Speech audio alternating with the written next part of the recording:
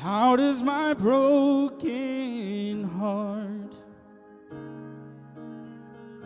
keep bringing me back to you again?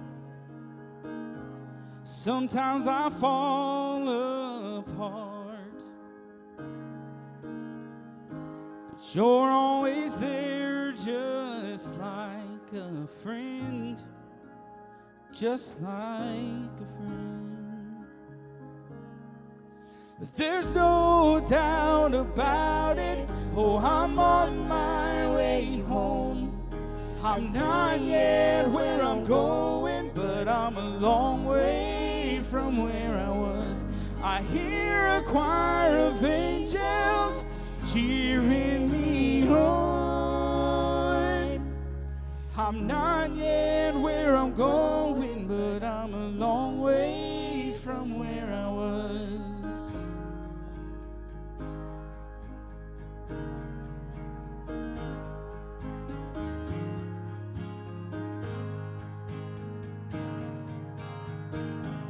Imagine me in your arms, the only place I long to be. And when this life gets hard, one day I'll dance on golden streets, ride on angels' wings. There's no doubt about it, oh, I'm on my way home. I'm not yet where I'm going, but I'm a long way from where I was. I hear a choir of angels cheering me on. I'm not yet where I'm going, but I'm a long way from where I was. I'm not going back, never going back. How amazing to know that we've only just begun. Yeah, we've only just begun. Oh, I'll keep pressing on, I'll keep going strong, I'll keep singing the same song. We've only just begun. Yeah, we've only just begun. Oh, I'm not going back, never going back. How amazing to know that we've only just begun. Yeah, we've only just begun. Oh, I'll keep pressing on, I'll keep going strong, I'll keep singing the same song. We've only just begun. Yeah, we've only just begun. There's no doubt about it, oh, I'm on my way home. I'm not yet where I'm going, but I'm a long way from where I was. I hear a choir of angels cheering me on. There's no doubt about it, oh, I'm on my way home. I'm not yet where I'm going, but I'm a long way from where I was. I hear a choir of angels cheering me on. I'm not yet where I'm going, but I'm a long way from where I was. Well, my message today is to the church, and I knew when I was preparing today's sermon that a lot of people probably wouldn't be here. So I want you, if you would, please go to our Facebook page when you get home, or not when you get home, but this week. Like today's video, share it with your friends. That way the church, those that aren't here, can see it and hear it and hopefully get a blessing and some encouragement from it. But I want to start off, in today's message, I will just tell you right now, this is not a gospel message, okay? This is not a salvation message.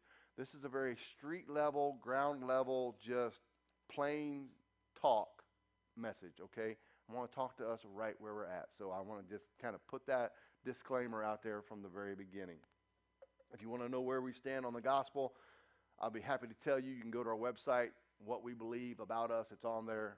We'll tell you. But I want to start off today by asking you some questions. First of all, how many of you, and this is a participation, you need to acknowledge me somehow, raise your hand, do something, let me know you're tracking with me.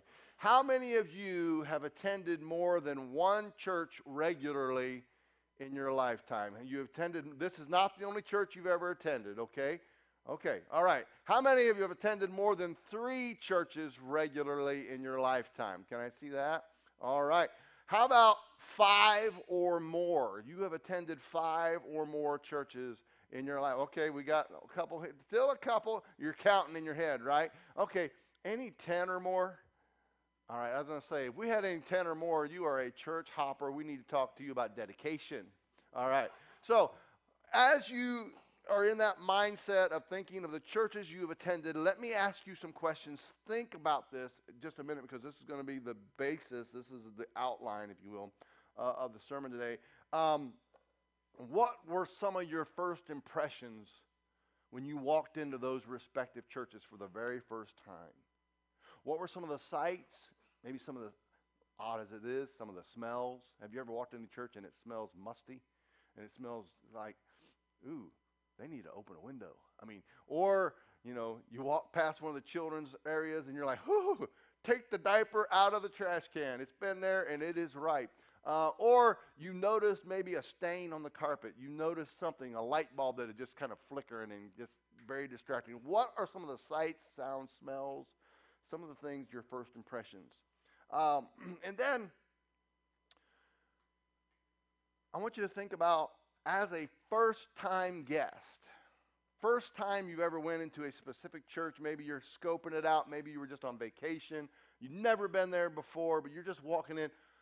How were you treated by what you presume as regular attenders, the other people in the church? What was their response? You know, did they kind of give you the once-over, you know, like, oh, yeah, okay, who are you? Or were they, you know, greeting you? Were they friendly? What was that, you know, how did they treat you? And then, as you went home from that service, whatever it may have been, maybe it was someplace you really liked or, you know, you didn't like, but what was it that stuck out in your mind?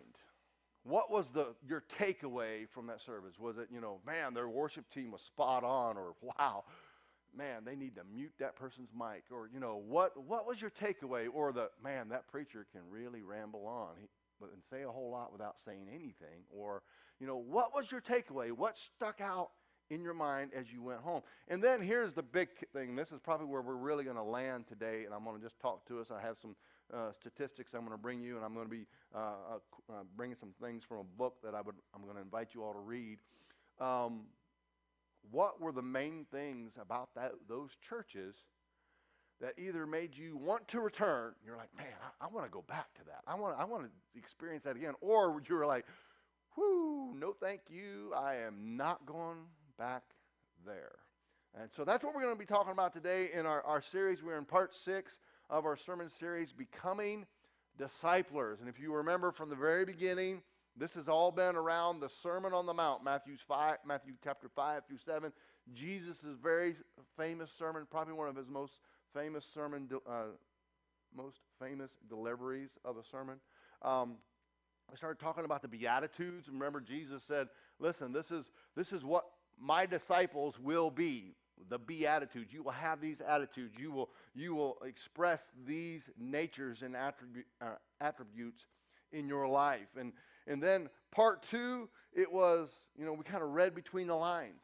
It was, okay, if we are Jesus followers and, you know, we're supposed to be humble and we're supposed to be relying upon Jesus and we're supposed to be pure in motives and we're supposed to be honest and peace seekers and we're supposed to be resilient against persecution, what is the antithesis, if you will? What is the outside? What is the world like if that's what we're to be like? And we said a lot of times, they're none of that. You know, the world is proud. They're boastful. They a lot of times have this, you know, ulterior motives when they want something to be done.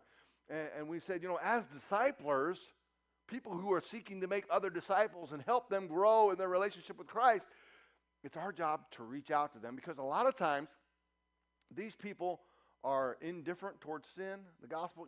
I was raised in an era where it was understood that everybody understands about God. They understand that there is a thing called sin and there's consequences for it, and they are just rejecting God. But what is reality today for a lot of people, especially in our culture, is that a lot of people know very little about God, if anything about God. You start talking to them about sin, and they're like, sin? What do you mean sin? What are you talking about? And then you start talking about consequences of sin, and they're like, say what? And it's just foreign to them. And so, we said here, we looked at this Engel scale, and we said this scale is developed by James Engel in 1979. It's been modified a lot. But on this scale, from levels 1 through 16, is every individual on this planet. Every person's life and attitude and mentality is represented on this scale as far as their relationship with Jesus. And we said a lot of these people who are unaware, they have no concept of God, no concept of sin and salvation and faith, are down around a level 1 or 2. No awareness of God, some awareness of God. Just kind of, he's there, he's not there, okay, yada, yada, yada. I understand that Christmas has something to do with God and Easter, but other than that, really don't understand it all. That's where a lot of people are at today. And so for us to assume that, they just need to, trust Jesus and be saved, that's a long stretch because they're nowhere near there.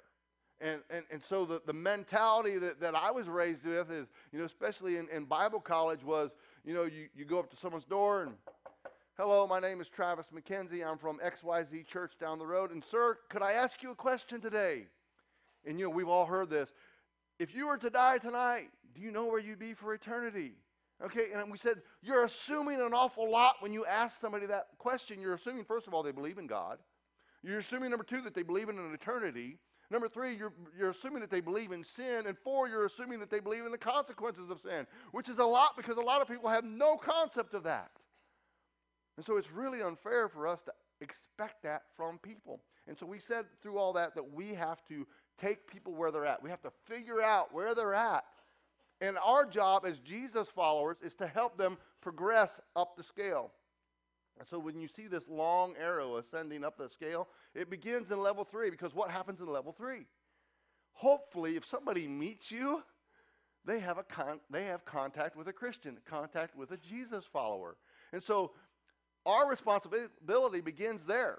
If I don't have contact with somebody, I don't have a responsibility over them. You understand that, right?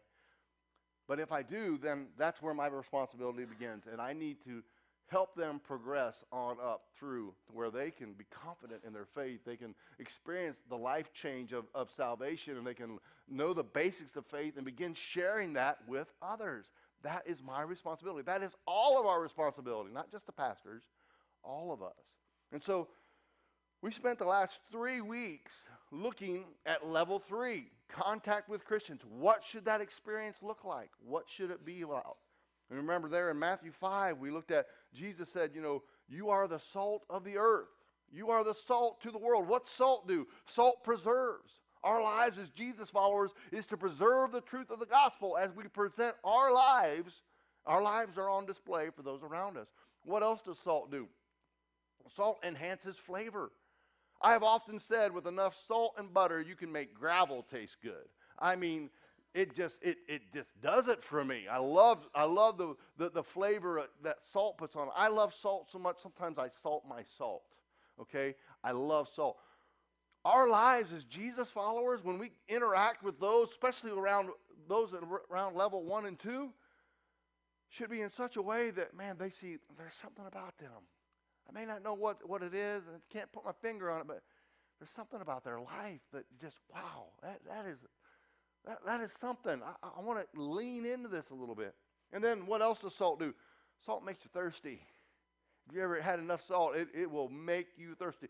Our lives as Jesus followers, the whole purpose that we are here as a church in this community is to help make people thirsty for Christ, that they desire Him. And what happens when you're thirsty? Are you thinking about what you're going to do next week? Are you thinking about the plan you have? No, you are thinking, I've got to quench this thirst. I need a drink of water. And that is our whole goal and purpose in life. And we looked at that.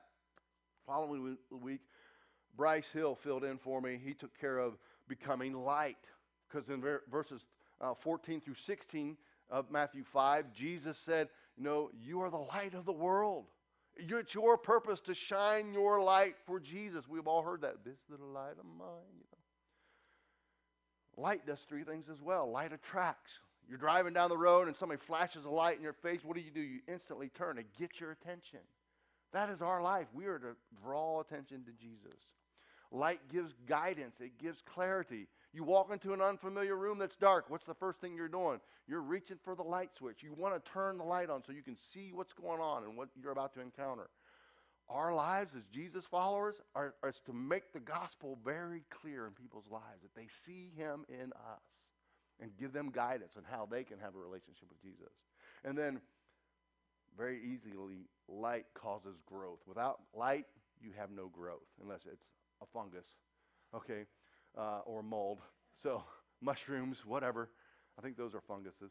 But without, nothing grows in the dark. And so our light is to shine to help people grow in their relationship with Jesus. And then last week, Mother's Day, we could put the Mother's Day spin on becoming love. And so we looked at that. Everybody should love like a mama should love. It's a selfless love. And Jesus was the greatest example of this when he was on the cross, and he said, Father, forgive them. They don't even realize what they're doing. And he's dying, he's being persecuted, and he is extending love. Well, these are all examples of level 3 there, of what we should be and what people should experience when they encounter our lives. And so if we've done our part, we are what we're supposed to be. We're love, light, and salt in someone's life, especially those who may be indifferent, those who have a little bit of awareness of God and the gospel. They may begin to show some interest. See that level 4 and level 5? They may actually even begin to investigate Jesus because they've seen something in us that wants them to kind of lean in a little bit and like, maybe I want to check this out. And this could come, your influence could come through maybe an outreach event that we do. Maybe it's just a natural fluid relationship, like somebody you work with, maybe in your family, maybe just some random conversation that you have with someone along the way. And what this may cause them to do is actually show up to church. Hence, you have a first-time guest.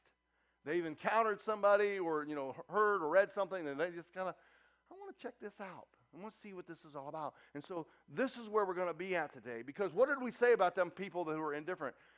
Even though they don't have no understanding of the gospel, they're not looking to be saved. They're not at step 9 and getting ready to make 10. They're not ready to surrender to Jesus, but they're still looking for 3 things. We said they're looking for community.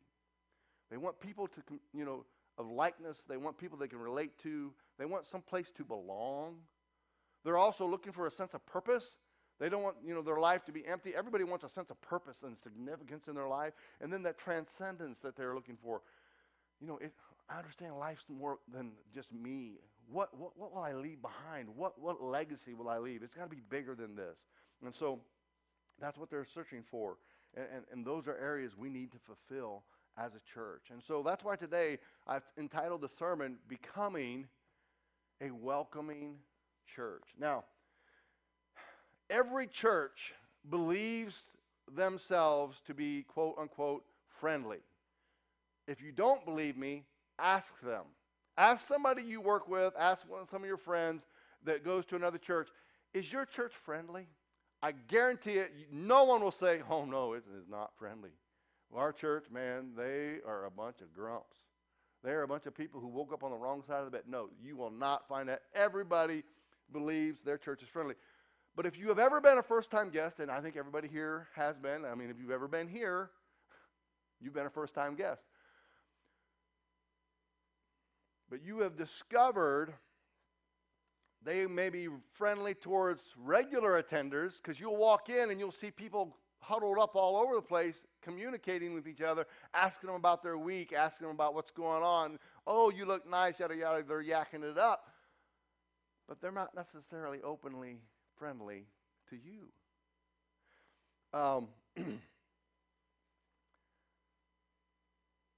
In this book, in the back, there is a secret guest survey. And in preparation for this, I've been preparing for this sermon today for about 6 weeks. I've had different ones fill these out for me. And I've asked them some things, and it's very interesting to see some of the responses. Some of them kind of hit. Some of them are like, yeah, I know, but there's nothing we can do about it. It's the situation. It's the building, or it's just the way it is right now. Missy and I, one time, this was years ago, we went away for the weekend, not very far, but we decided we were going to go to this church while we were there. And I don't know if Rachel was old enough to even remember it. I can't remember if she was even born. But we walked in, and I am not lying. If I'm lying, I'm dying, okay? We walked into this church. Not one person spoke to us. Not one person greeted us. We literally got glares. And it wasn't like I was wearing a Speedo and, whatever, had my shades on or a long trench coat and looked intimidating. I was probably dressed very similar to this. We walked in, and literally people turned their heads, and the look, if looks could kill, it was almost as if, how dare you come into our church? But I stayed. We stayed. And I thought, for a little bit. I'm getting there. We persevered.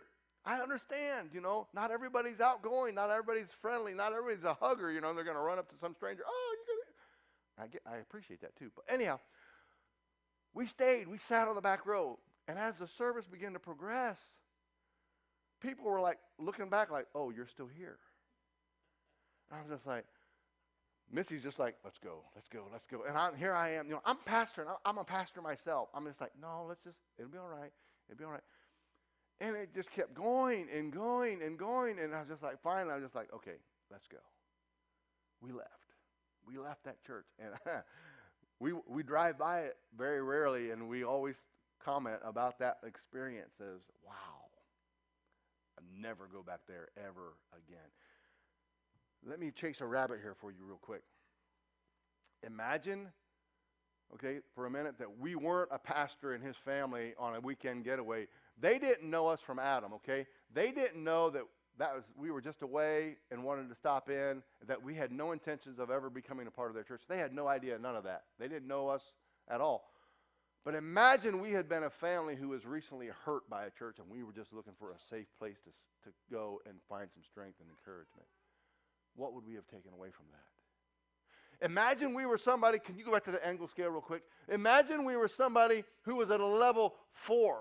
We had been in contact with some Jesus followers who made an impression in our life, and we had decided to kind of investigate. In this church, we'd seen it before. We'd maybe seen people go in and out of it. It's close to the house. And we're like, you know what? I want to check that church out. And that was the experience we got. Do you think we would have wanted to investigate any more? What kind of truth do you think we would have grasped about Jesus that, whoo-hoo? Evidently, them people don't have Jesus, or Jesus isn't all he's cracked up to be.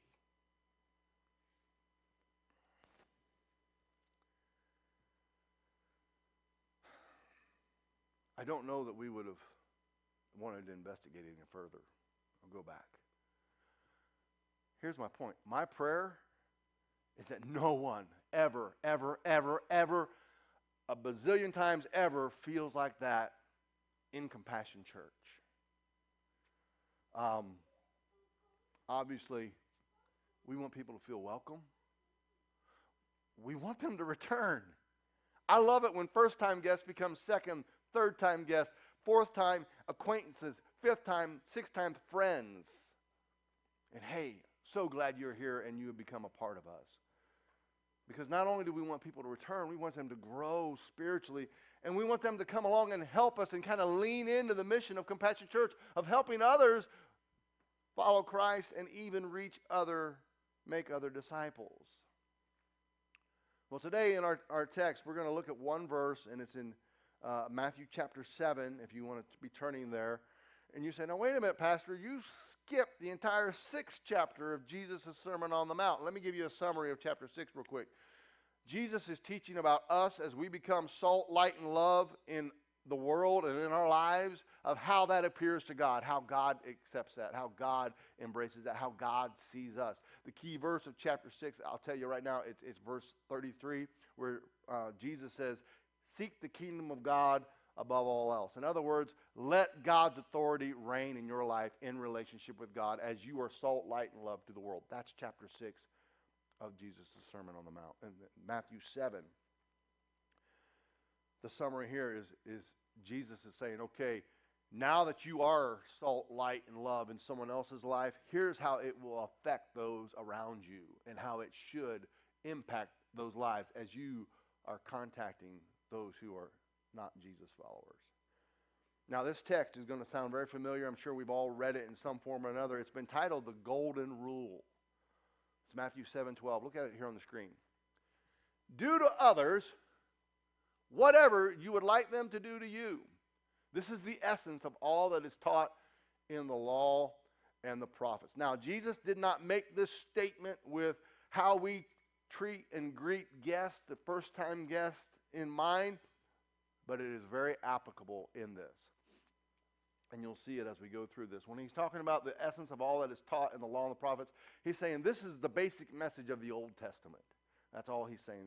The law and the prophets equal Old Testament. And if you remember back from Matthew 5 when we talked about loving like God loves, and you know, the sun and the rain fell on both farmers there at the end of Matthew chapter 5. But as disciples who love others as God loves us, we are to treat other people the same way we want to be treated. When we see first-time guests, we see unfamiliar faces walk into a church, instantly our minds should flip and think, how would I want to be treated if I was them? How would I want people to react to me if that was me walking in here for the very first time? The text does not say, treat others as they have treated you. But isn't that very real in our lives and how we react to a lot of people? And can I tell you, even as a pastor, my mom and I were talking this morning about how long each of us have given our heart to Christ. She said 50-some years for her. I said it was going to be 44 years for me. But can I tell you, this is still my battle. Treat others how they have treated me. This past week, I got a nasty gram because the church property hadn't been mowed and been a little busy lately.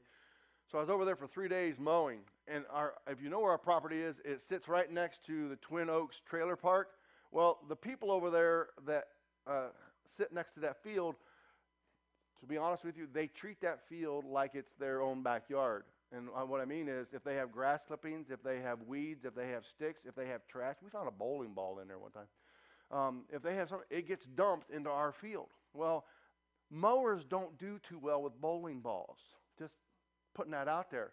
And so I'm over there mowing, and I try and be courteous neighbor. You know, you mow all your clippings in the first few times around so you're not blowing it out on people's yard. But as I'm doing this, and I'm running across piles of sticks and running across people's garbage and their stuff, I am very tempted. I almost turned around and went the other direction and blew it all back out on them. And I thought, because I'd already started this verse, treat others how you want to be treated, not how they treat you.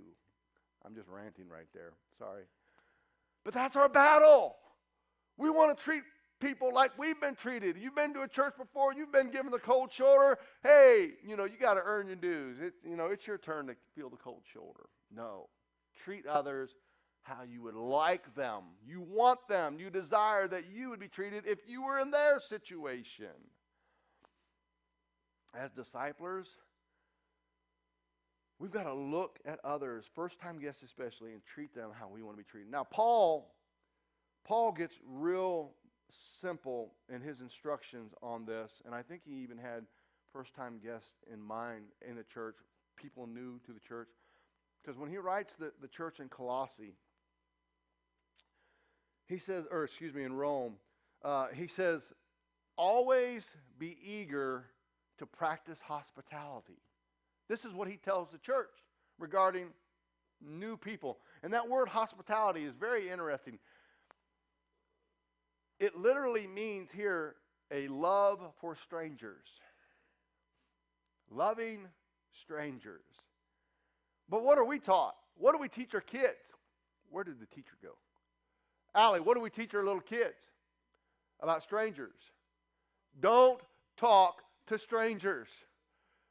Do not talk to them. And a lot of times that's smart. But in church, we got to kind of let our guard down a little bit. We take measures. You're safe here, okay? I'm not going to go into that any further. You're safe, trust me.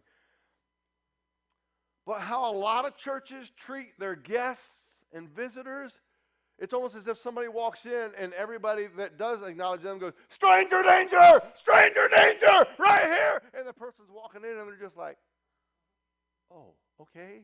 I've just crashed a party that I wasn't invited to. But in the book, Thom Rainer's, and there's a copy for anybody that wants one out in the lobby. I want you to take this home. I'll get to that at the end. He was the director of Lifeway Ministry. Now he's went on his own, kind of does the church consulting thing. But very easy read, very good book, very practical. But they surveyed hundreds of single first-time guests that did not go back to a church. They got these lists from people who had filled out a guest card, a connection card, but wouldn't go back. And so they began interviewing them. And here, they asked them, why did you not return to those respective churches? And here are the top 10 answers. And the first one is that the stand and greet time was awkward and unfriendly. Now, we would call that fellowship. And so it was very interesting, and you'll read this in the book, 60% of regular attenders do not like the meet and greet, the fellowship. 90% of guests, of new people, first-time guests, dislike the meet and greet. So I want to ask you guys a question this morning. How many of you, and I'm going to put this positively because I'm probably more likely to get an accurate response here. How many of you, and I want to see you by show of hands, how many of you love the meet and greet time, the fellowship time? All right, that is about right. About 30 to 40%, which is what they say. Do you realize that's a minority, by the way, right? 40% is less than half. Just putting that out there.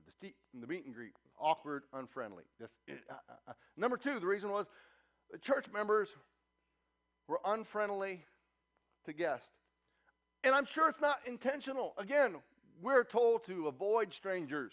We are taught that from, 3 years old. Stay away from strangers. Don't talk to strangers. Most people are, if I don't know you, I'm not going to speak to you. One, because you probably don't want to speak to me because you don't know me. And it's rational.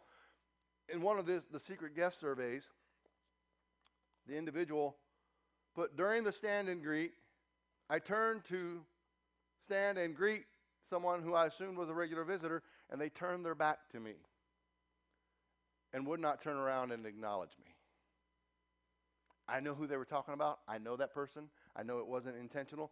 But how does that, it's not what was intended, it was what was received. How did they perceive that? As a first-time guest, you're looking to go into a church. Jesus is love. It's all, I love you, you love me. And your first experience is somebody, you want to greet them and then do this number. I mean, is this very welcoming? If you walked in and I preached the whole time like this, would you feel very important?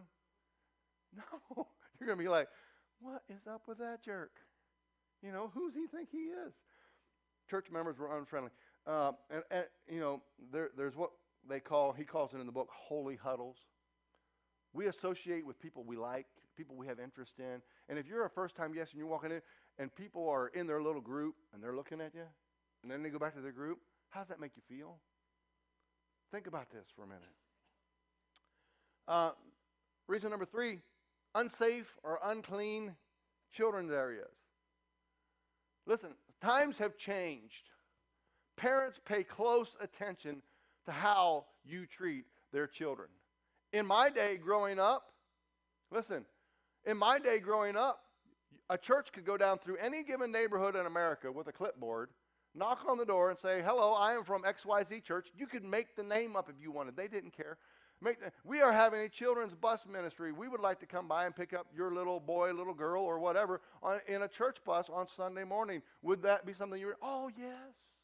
I would love to have my children go to church. Sign right here, and we'll be here to pick them up at 8:45 on Sunday morning. And they would have their kids ready, and they would throw them on the bus, and they took your kids off to somewhere, and you have no idea where or who or what's going on, and you just assumed they were going to church, and it was all going to be. I see parents shaking their head like, absolutely not. No way! It's a different time. People pay attention to how their children are treated, and if you want to make a good impression on mom and dad, you better be good to that child.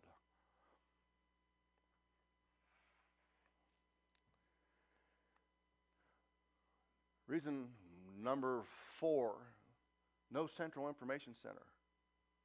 No place to get any information, no place to learn anything about the church. And I understand our layout here it's a bit challenging, but thank God we do have an upcoming events and information center in the back. Out in the lobby, we have all of our missions and missionaries posted that you can see who we support, and there's interaction letters there that we have with them. Thank God we do. We got that one checked off. Reason number 5, bad church website. This is a work in progress for us. That song that they sang this morning, I'm not where I'm going, but I'm a long way from where we started. If you saw our website from where we started, I built our website. I'm not a computer guy, okay? And I built our first website. I think back to it, it was hideous. It's better than what it was, long way from where it needs to be. 2 main issues on why people didn't, information was incorrect. Photos were outdated. Announcements were outdated. But the reality of it is the church, the website is now the front door of your church. How many people, before you visited here, went to the church, Compassion Church website, looked us up on Facebook or on the internet some way? Anybody? Anybody at all? Okay, got one? Yeah. And you were the one I was going to suggest that probably did. Because everybody else here is pretty much somewhat associated with somebody in the church. 70% of people visit a website before they physically visit a church.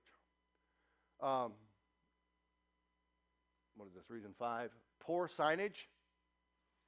They don't, the signs don't indicate clearly. And every church, you'll have somebody say, we don't need signs. We're a small church. Of course, you don't need signs. You go there. You know where the restroom is. You know where the sanctuary is. You know where the office is. You know where the clipboards are. You know where everything is. You don't need signs. Signs aren't for you. Signs are for first-time guests. Signs are for people who are not familiar with your facility, with your building. But people have poor signs. Not just inside signs, outside signs. They need to know where to go in, where there's guest parking, where there's, handicap parking. Next reason, 7, insider language. I will never forget the first time I mentioned VBS from the stand, and someone got me in the back and said, Pastor, what is VBS? I said, Vacation Bible School. They said, okay. What's a vacation Bible school? I said, and I'm like, okay, I've never been asked that question before. It's Sunday school on steroids? I don't know, Sunday school that's not on Sunday, through the week. I said, it gets crazy. All rules are thrown out the window. You will see your pastor in a safari suit. You will see him in some hobo, stranded island guy, crazy beard and hair. You just go back and look at the Facebook pictures, You'll see this whole stage transformed into some far-off, distant land. It's crazy. It's fun. But there's too much insider language people couldn't track. That's why I go through my sermons intentionally trying to get rid of Christianese language.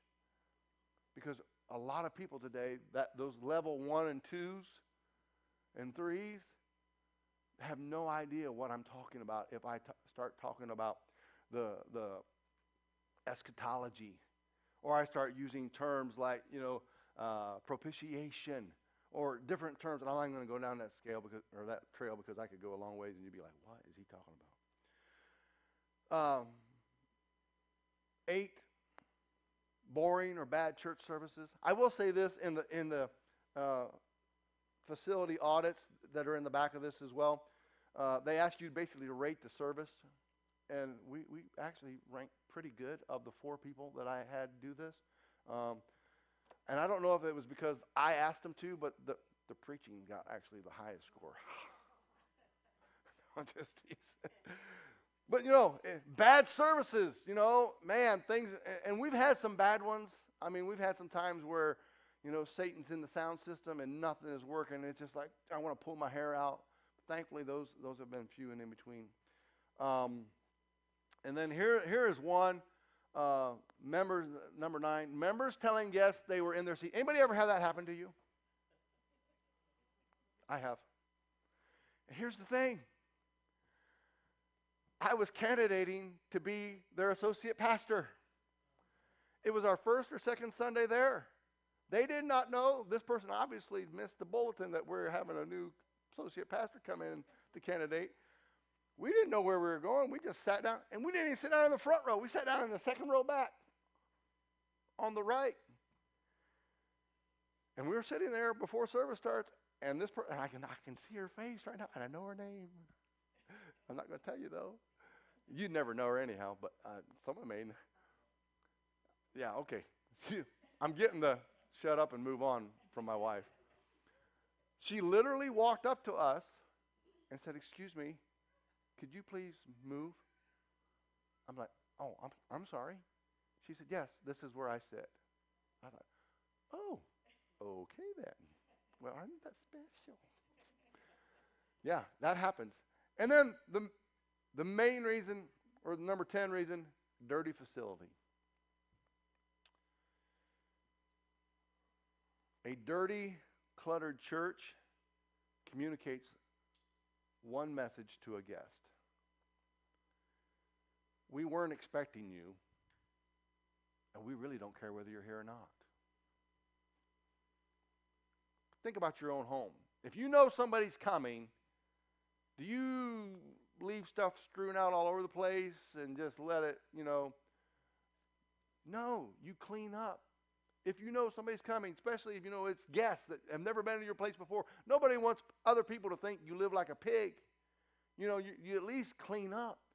Guess what? Every Sunday, we have the potential of new people coming in. That's why I stress. People get on to me and they say I'm OCD. If you look across the seats in front of you, you will see the connection cards, the offering envelopes, and the pens are all in a perfect order. That's not because I'm crazy. I will tell you this: for one, it looks neat, and two, when I come in to refill them, all I have to do is walk across the back rows, and I can look up through, and I can tell each one, okay, they've got a connection card, offering, pen, connection, offering, pen, and I can look at each one and do it. But it looks nice. And if they're scribbled on or they're turned around, that drives your pastor crazy, by the way. And I will tell you this. Can I just rant a little bit? I told you, Terry, there is that. Yeah, I know. She's pointing to the clock back there. This is the danger of me not reading from a manuscript. I tend to go down rabbit trails. If your child, I understand, Mom, Dad, you need to keep your kids entertained. I get it. But if they scribble on a connection card or an offering envelope, don't put it back in the pocket, please. Just take it with you and throw it away. It's that easy. There's trash cans all over. All right? Thank you. Anyhow, moving on. I probably just ran off anybody who was even considering coming here. We want people to feel welcome. We want them to return. But can I tell you the real reason is not for numerical growth. I'm over that. I'm over that 100%. Carl Vaders, if you want to write that name down, is a guy, and he flipped my switch on seeing what growth was. It has nothing to do with numbers. It has to do with the heart. Where's our heart? Where are people's hearts? Where's their spirit? What's their connection? Go back to thank you. When you see people at a level 4 or level 5, they are beginning to lean in. They've had an encounter with a Jesus follower, and it has caused them to want to look into Jesus, this Jesus God thing that they don't understand just a little bit more. That isn't just a number. That isn't just $1 more in the offering for the bank account. That is a soul that Jesus wants to save. And guess what? Because they have encountered you and they are here with us, guess who Jesus wants to use to reach them? Us.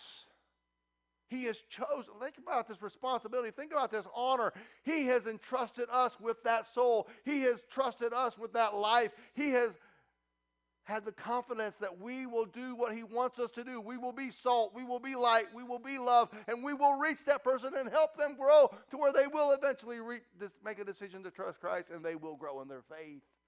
That's what it's all about. That's the bottom line. That's why your pastor is so OCD about the offering. That's why he wants to make sure things are clean. And that's why we do what we do. Sure, is there room for improvement? A bazillion times, yes. Yes.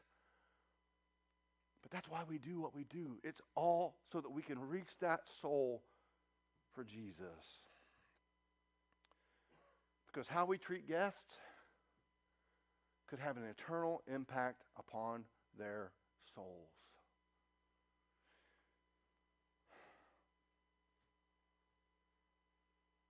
So how do we do this? How do we become a welcoming church? We treat guests the way we want to be treated. We put ourselves in their shoes with their eternal condition in mind. We're going to go through this list real quick, Terry, so don't camp on anything real quick. Top 10 reasons first-time guests return to their respective churches. Somebody other than the pastor invited them to sit with them. That was somebody looked up from their holy huddle, their conversation with their friends, said, oh, I don't recognize that person. They went over and they made a connection with them and said, hey, I see you're by yourself today. Would you like to sit with me? Or could I sit with you? You say, I don't know. All they can say is, no, I don't want to sit with you. And then you're like, okay, hey, that's fine. Well, here's this. If you need anything, let me help you. It's that easy. Number 2, people introduce themselves to guests. There we go. Thank you. I already covered that. There was clear signage. And you say, seriously, the signs? Is anybody really going to care if they're... I'll get back to that in just a minute. There was a clearly marked welcome center, information center. They could get what they needed. And I'll just say this. Back here, it's not really a welcome center because there's no place for anybody to really stand and man it, but it's information. Anything that's on that table other than the offering box, if you want it, feel free to take it. Don't take the offering box. Please, we need that. The kids loved the children's area. And the children's area was clean and safe. I know the way the building's laid out, it's kind of weird. It wasn't really laid out with children's ministry in mind because we have one of our main entrances right by the children's area. Several years ago, it came to my attention, that's not really a good door for people to come walking in and out. And I remember Allie, she kind of got overreactive about this when I brought it to the church's attention. I said, because anybody who wants to could pull in, walk into a classroom, pick up a kiddo, and walk right back out the door, and we would not know it with everybody coming and going. So we said, you know what? Let's keep that door locked. Let's bring everybody through the front door. And so that's why we did that. All of our children's ministry volunteers, we background check them. We make sure they're trained to the best of our ability. So you know, I think we're doing good there. Guest parking was clearly visible. Obviously, you've seen that across the front of the building. You know, new here, park here. Here's a good one. The church did not have a stand and greet. I know people that will not go to a church if they know they're going to be stand and greet. And here's the real bad one. I've seen this. The pastor asked, do we have any first-time guests here? You know, we're gonna line you out. Okay, any first-time guests here, you know? And they're like, nah, I'm not going back there. Or they lie. They don't raise their hand as a first-time guest. Oh, I've been here for years. The regular attenders were friendly, not pushy. A lot of first-time guests confess that the most awkward experience of visiting a church for the first time is the in-between time. From when they first walk through the doors until service starts, because if you do have anybody greeting them, they just greet them at the door. But then once you get inside, hey, you're on your own. And they're just kind of left there, what do I do? felt very awkward, feel ignored. And then lastly, the connection card was simple to complete. I mean, we try to make it out as simple for us as we can. We have an online version. That's what that QR code is all about. And then we have the little card that just takes some basic information so that we can connect with you. And so the way that we need to become a welcoming church, it comes down to our perspective. It comes down to our outlook. We have to see guests and their treatment from a gospel perspective. Their eternity is hanging in the balance. How you treat a first-time guest could mean the difference between them going to heaven or hell. Think about that. Let that sink in just for a minute.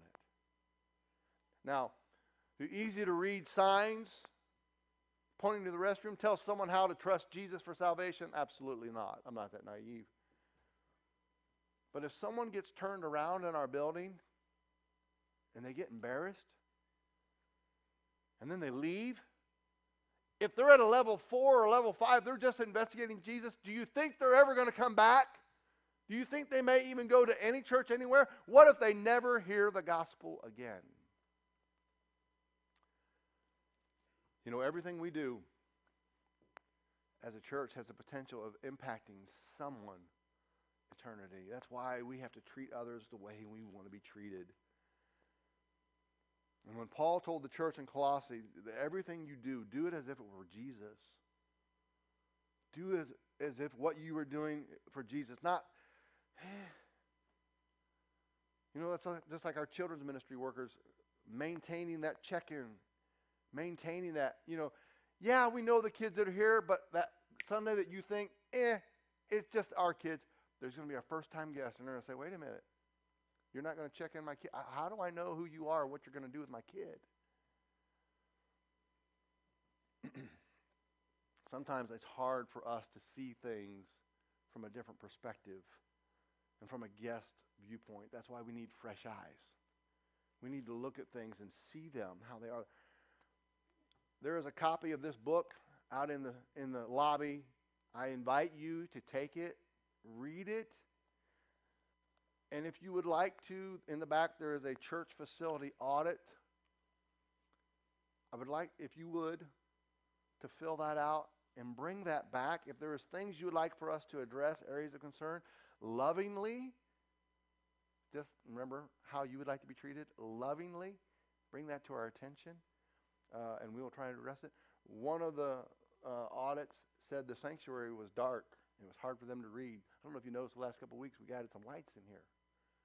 That's the best we could do right now. Again, given the facility, we don't own the building, we rent it, so we're kind of limited on what we can do. But we're trying. We're trying. We want to truly become a welcoming church because there is too much at stake for us not to be. I know it's just us. But if we want to reach people and be what Jesus wants us to be, we have to look at this from an eternal standpoint. That's what we need to be to become a welcoming church. Let's pray. Heavenly Father, Lord, I know that this wasn't a hallelujah, praise the Lord sermon, but I hope that we can take these practical issues, these practical situations, and God, learn from them and grow from them and become truly a welcoming church in what you would have us to be to those we impact and those we encounter in our lives. God, I pray that you would just take us from this moment. Let our eyes be open. Let us look with fresh eyes, new eyes, at who we are and what you want us to be, and that we might be all you would have us to be as we reach this community for you. We love you today. We praise you. In Jesus' name, amen. Real quick, I know I've already kept you a little too long. You remember the vote